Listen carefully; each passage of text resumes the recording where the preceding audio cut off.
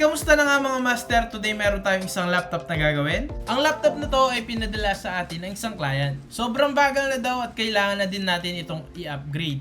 So ang first step na gagawin natin ay i-open muna natin siya para makasigurado tayo na walang ibang problema. Pagkatapos, ang gagawin lang natin, aalisin natin yung tornilyo para makuha natin yung hard disk o yung papalitan nating pyesa.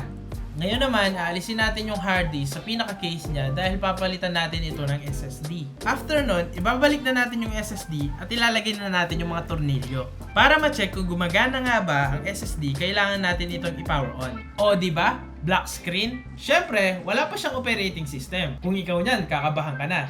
Don't worry, dahil ang kailangan lang natin gawin ay magpa-flash ng operating system or Windows OS. Mag-ready lamang ng 8GB RAM na flash drive. At kung kailangan mo ng Windows operating system, maaari kang mag-message sa ating official Facebook page ng Dremedia. At doon namin lahat sasagutin ang inyong mga inquiries. At ang next step na gagawin natin ay sasaksak lang yung flash drive at iseset lang natin siya sa BIOS. So makaka-encounter kayo dito ng pagre-reboot at hayaan nyo lang siya.